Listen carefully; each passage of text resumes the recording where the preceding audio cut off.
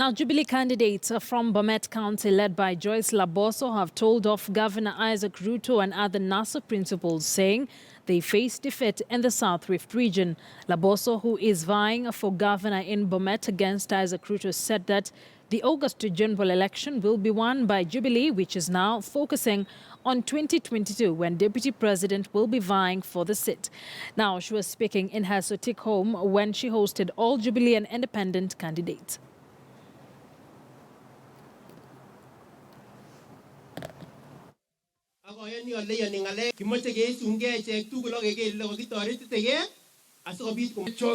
Kiacham Josephat enele kingalalda.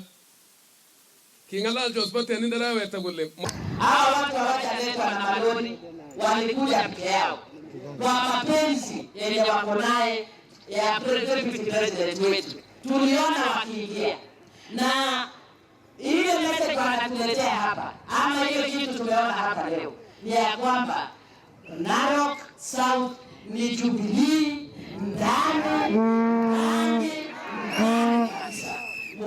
hiyo ujumbe, wacha kila mtu ajue ya kwamba tuko nyuma ya Deputy President wetu na candidate wetu wa gavana ni Mheshimiwa Gavana tunaye, na tumekuja hapa kusema ya kwamba tunamuunga mkono na tunataka watu wa Narok wamuunge mkono kwa sababu amesimama na sisi.